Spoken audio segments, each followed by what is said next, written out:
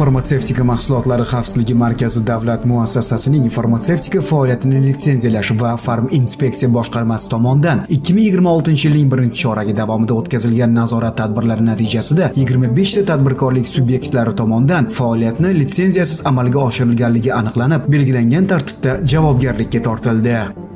Mazkur holatlar bo'yicha yurtimizda farmatsevtika faoliyati uchun tegishli litsenziyaga ega bo'lmasdan noqonuniy faoliyat yuritgan bir qator tadbirkorlik subyektlariga qonunchilikda belgilangan tartibda tegishli choralar ko'rildi. Jumladan, Xorazm viloyati Sahil Nur Shifo Farm xususiy korxonasi, Surxondaryo viloyati Parvoz Farm mas'uliyati cheklangan jamiyati, Samarqand viloyati Payshanba dori ta'minoti SDD mas'uliyati cheklangan jamiyati, Asilbek Farm mas'uliyati cheklangan jamiyati, Urgut dori ta'minoti SDD mas'uliyati cheklangan jamiyati, Oqdaryo dori ta'minoti SDD mas'uliyati cheklangan jamiyati,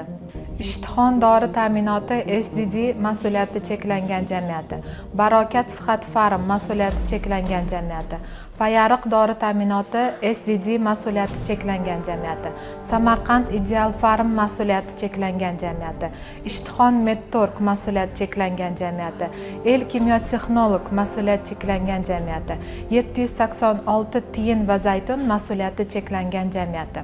Jizzax viloyatida Yulduz Farm Med mas'uliyati cheklangan jamiyati, Andijon viloyati Dolchin Makon ta'minot mas'uliyati cheklangan jamiyati, IRCC mas'uliyati cheklangan jamiyati, Avazbek Tender mas'uliyati cheklangan jamiyati, Tabiat Malham Farm mas'uliyati cheklangan jamiyati, Baraka Farm Grant mas'uliyati cheklangan jamiyati,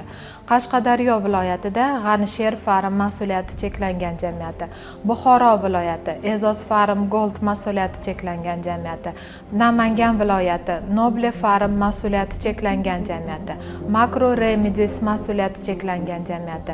Toshkent viloyati Rushan Med Plus Farm mas'uliyati cheklangan jamiyati, Navoiy viloyati Aslam Nodir mas'uliyati cheklangan jamiyatlariga sud qarori bilan tegishli choralar ko'rildi. O'zbekiston Respublikasining litsenziyalash, ruxsat berish va xabardor qilish tartib-taomillari to'g'risidagi 701-sonli qonunining 4-ilovasiga asosan faoliyatni litsenziyasiz amalga oshirganlik yoki litsenziyalarni qalbaki hujjatlardan foydalangan holda olganlik uchun yuridik shaxslarga bazaviy hisoblash miqdorining 300 baravarida jarima belgilangan. Eslatib o'tamiz, qonunchilik talablariga rioya etish barcha tadbirkorlik subyektlari uchun majburiy hisoblanadi. Shu o'rinda yurtdoshlarimizdan dori vositalarini xarid qilishda dorixona faoliyati bilan bog'liq huquqbuzarliklar bo'yicha farmatsevtika mahsulotlari xavfsizligi markaziga murojaat qilishlarini so'rab qolamiz.